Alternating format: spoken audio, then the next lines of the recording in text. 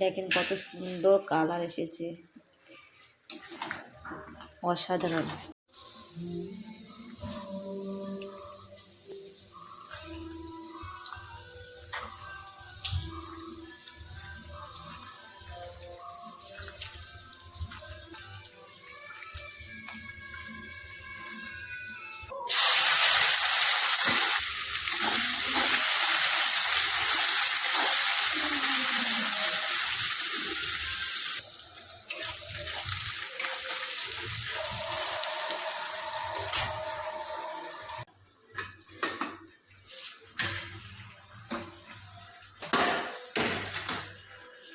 আর আমি এখানে মাটনটা বসিয়ে দিয়েছি, যেহেতু আমার পেঁয়াজটা ভাজা হয়ে গেছিলো সেই জন্য তোমাদেরকে দেখাতে পারলাম না আমি।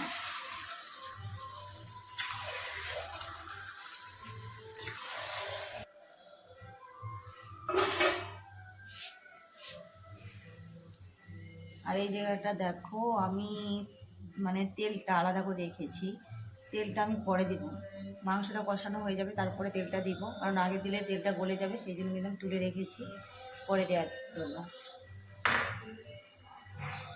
মাংস রান্নাটা আমার প্রায় হয়ে গেছে, মানে হওয়ার দিকেই, কষানো হয়ে গেছে।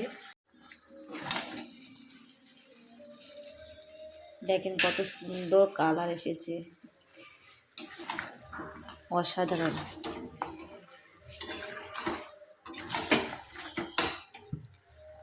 কষানো হয়ে গেছে, এখন আমি জল দিয়ে দেবো।